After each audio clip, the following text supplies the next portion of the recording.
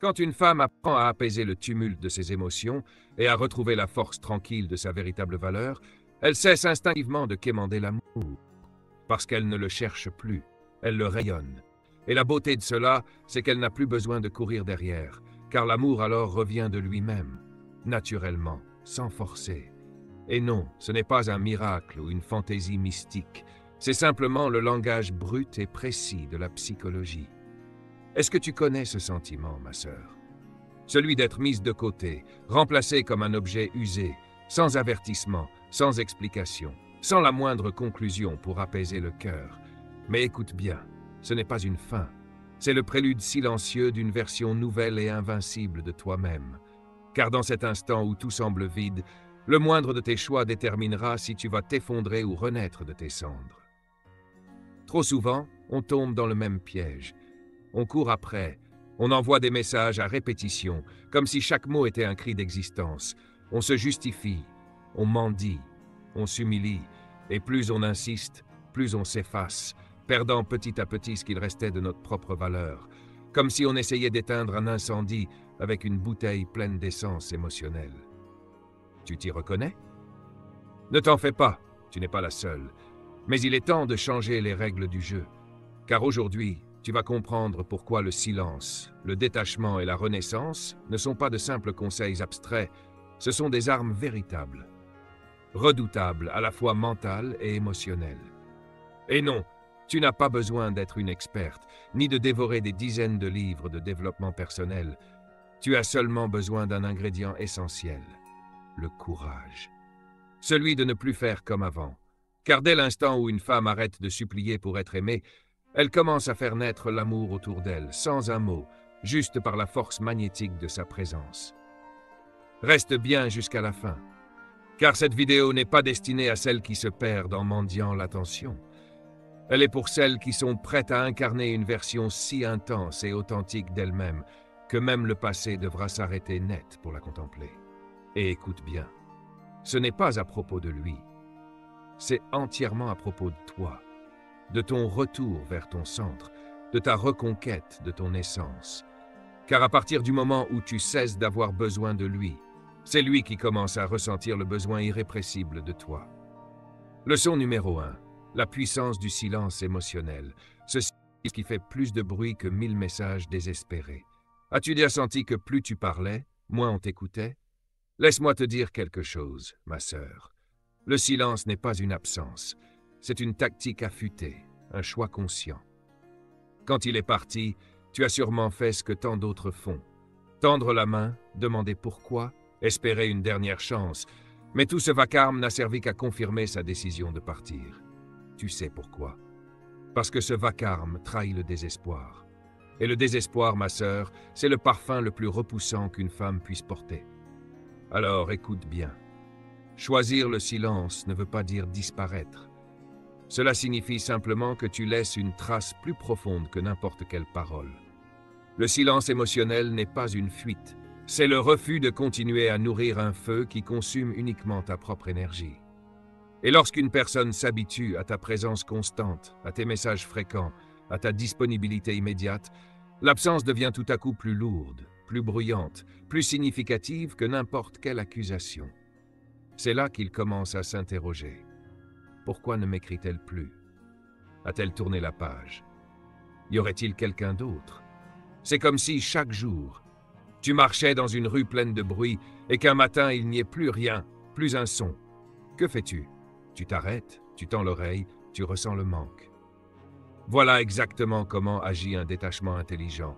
C'est pas une disparition, c'est la création d'un contraste si fort, si inhabituel, que l'autre ne peut plus faire semblant de ne pas remarquer. Le philosophe Épictète l'avait bien dit. Commence par comprendre ce que tu veux réellement dire. Ensuite seulement parle. Dans cette situation, commence par comprendre ce que ton silence va transmettre et chercher son propre sens. Car lorsque tu te retires sans justifier, il se retrouve à devoir imaginer ses propres réponses. Ce n'est pas du hasard, c'est une stratégie émotionnelle d'une puissance rare. Et ce n'est un secret pour aucune femme qui a appris à se discipliner intérieurement. Tu veux savoir ce qui se passe quand une femme qui répondait toujours immédiatement disparaît soudainement du paysage. Elle laisse un vide, un gouffre, et l'être humain a horreur du vide. Il cherche instinctivement à le combler. Cet homme qui te négligeait sans remords commence à sentir que quelque chose n'est plus comme avant. Tu n'es plus là pour apaiser son ego, pour le rassurer, pour l'admirer. Et sans le vouloir, tu deviens une pensée qui revient, une énigme sans solution. Laisse-moi te raconter l'histoire d'une femme. Elle a été bloquée partout, sur chaque réseau. Et tu sais ce qu'elle a fait? Absolument rien. Elle n'a pas réagi, elle n'a pas pleuré en ligne, elle n'a pas envoyé un seul mot, pas un cadeau, pas une supplication. Elle s'est tue.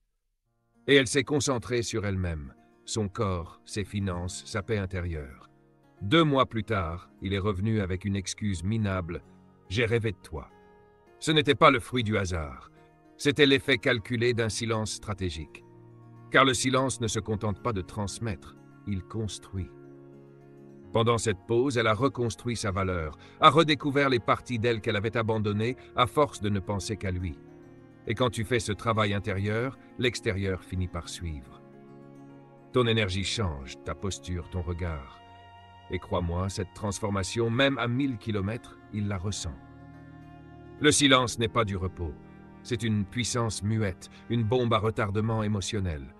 Alors résiste à cette impulsion de lui écrire aujourd'hui. Pas de bonjour, pas de mème, pas de message codé. Coupe-toi émotionnellement. Supprime-le s'il le faut, non pas pour l'oublier, mais pour te prouver à toi-même que ton énergie vaut plus que l'indifférence de quelqu'un qui ne la mérite pas. Et pendant ce temps, grandis. Chaque silence doit être une marche vers une plus grande maîtrise de soi. Rappelle-toi, chaque fois que tu lui écris, que tu te justifies, que tu supplies, tu envoies un message clair, même sans le dire. J'ai besoin de toi pour exister. Et ce message, ma sœur, le repousse, car l'être humain est ainsi fait. Il est attiré par ce qui semble inaccessible, pas par ce qui lui est offert sans effort. Le silence stratégique, c'est comme un jeûne pour l'âme. Au début, c'est dur, douloureux, insupportable, mais avec le temps, il renforce, aligne et transforme. Et cette énergie nouvelle, crois-moi, elle rayonne. C'est comme si tu vibrais sur une toute autre fréquence, une fréquence silencieuse qui dit « Je suis entière », sans dépendre de toi. Alors arrête de chercher à le convaincre avec des phrases. Laisse ton absence parler plus fort que tous tes mots. Parce que souviens-toi, celle qui se tait dirige, celle qui court après s'épuise. Et celle qui se reconstruit en silence devient inoubliable. Ne gaspille plus ta voix dans des lieux où personne ne t'écoute. Crée un silence si profond qu'il le forcera à venir écouter. Deuxième leçon, la psychologie inversée, sans manipulation. Car quand tu t'éloignes, il se rapproche. Tu l'as déjà vécu, non? Ce moment où il revient pile quand tu avais lâché prise, beaucoup tombent là. Ils croient que le détachement, c'est d'être froide. Mais en réalité, c'est une influence subtile et puissante.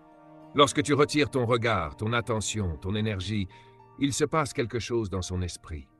Tu n'es plus prévisible, tu n'es plus acquise, tu deviens étrangère. Et l'esprit humain, surtout masculin, déteste cette étrangeté. Il veut comprendre, il veut récupérer ce qu'il pense avoir perdu. L'attention crée des habitudes profondes, des ancrages invisibles. Et quand tu coupes cette habitude, quand tu n'es plus là comme avant, il ressent une perte qu'il ne comprend pas tout de suite. Il ne met pas de mots dessus, mais quelque chose lui échappe. Ce n'est pas un jeu, ni une manipulation, c'est un basculement silencieux. Tu ne réagis plus comme avant. Tu n'es plus dans le même état intérieur. Ce n'est pas de l'orgueil, c'est une lucidité nouvelle. Parce qu'un homme qui ne te valorise pas quand tu es là, a besoin, tôt ou tard, de faire l'expérience de ton absence, sans prévenir. C'est comme retirer le sucre du café d'un homme qui n'a jamais connu l'amertume. Il ne saura pas dire ce qui manque, mais il le sentira. Et même s'il ne l'avoue pas, quelque chose lui manque. Le goût a changé. Et c'est ce changement, ce choc subtil entre le passé et le présent, qui active chez lui un ancien mécanisme, enfoui mais puissant, l'instinct de chasse.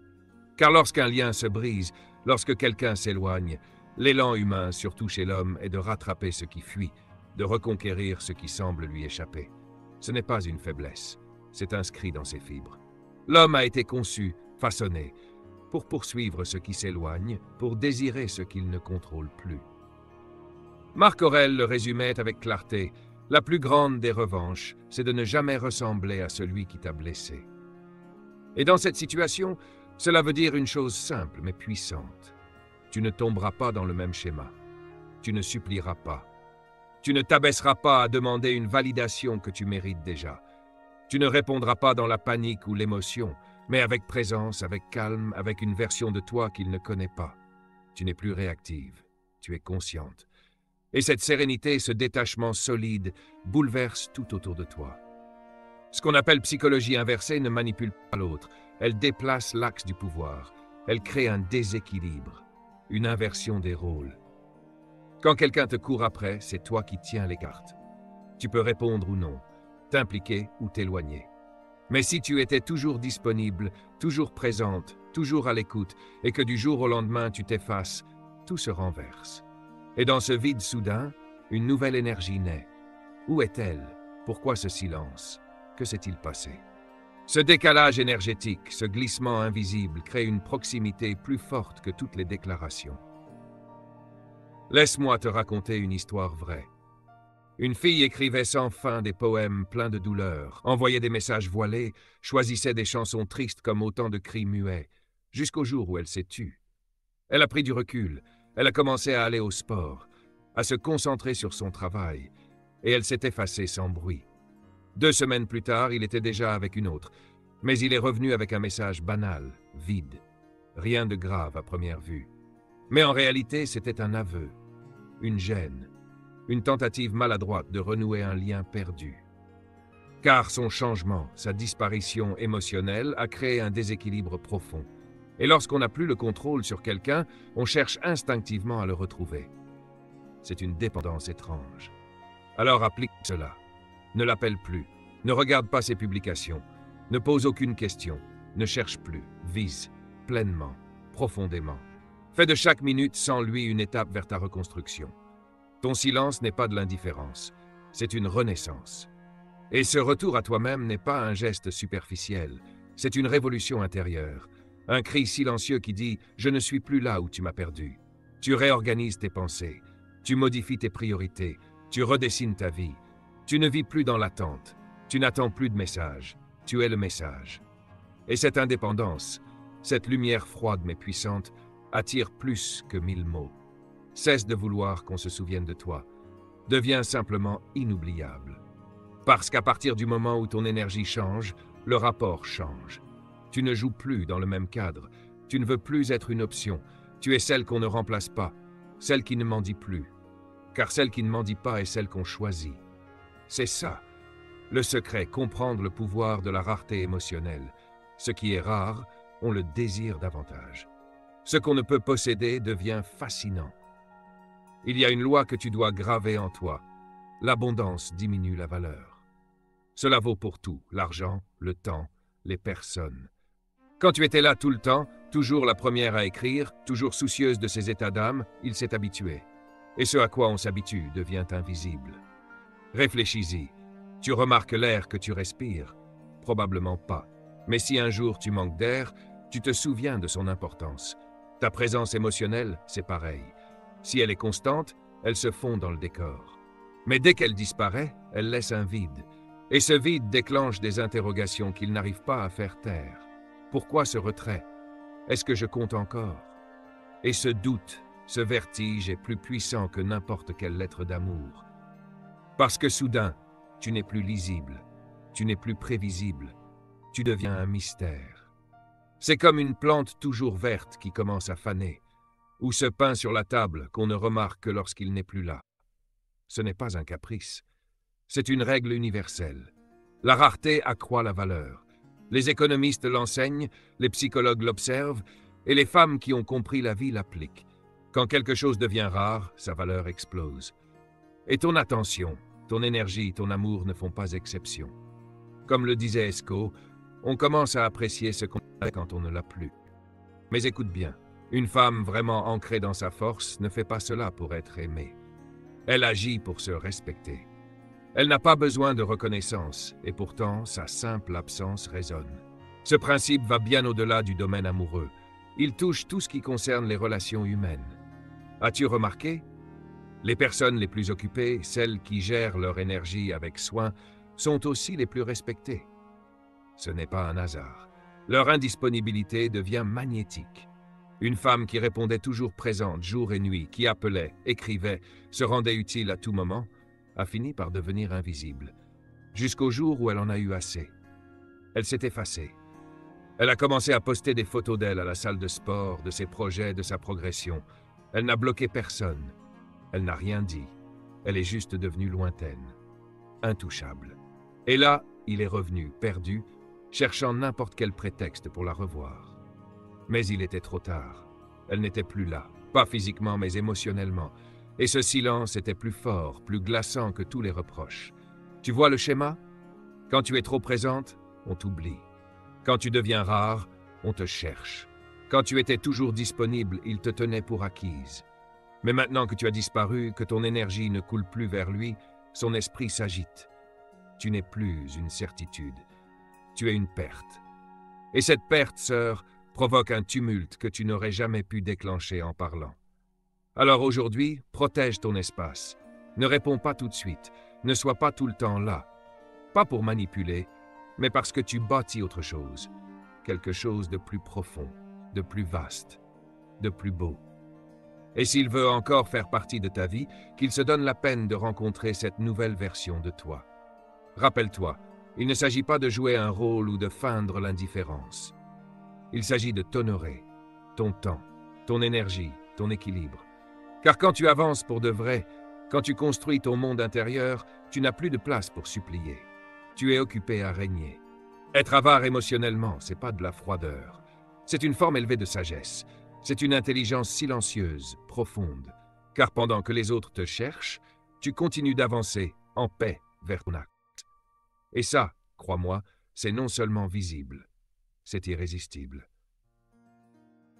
Apprends à devenir si précieuse, si rare, que même s'il tente de t'ignorer, il ne pourra plus jamais t'effacer de son esprit.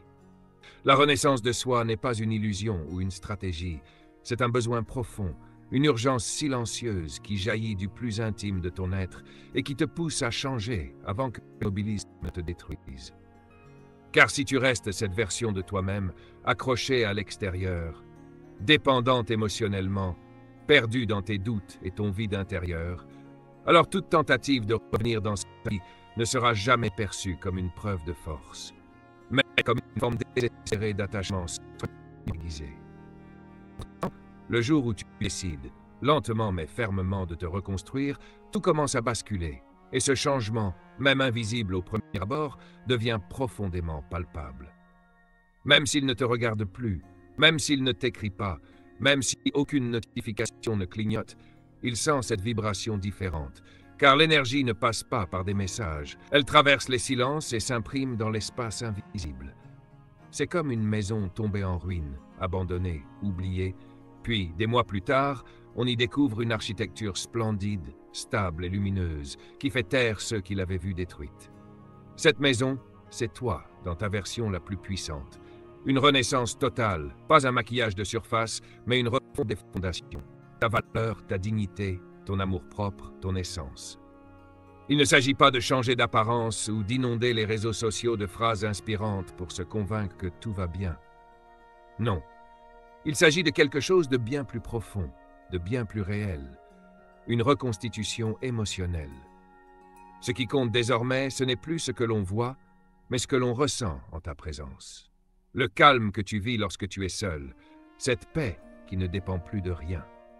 La puissance silencieuse que tu as forgée en affrontant tes nuits sombres, cette force que tu as cultivée loin du regard des autres, ce retour à toi-même qui a eu lieu quand tu as cessé de vivre pour l'approbation d'un autre.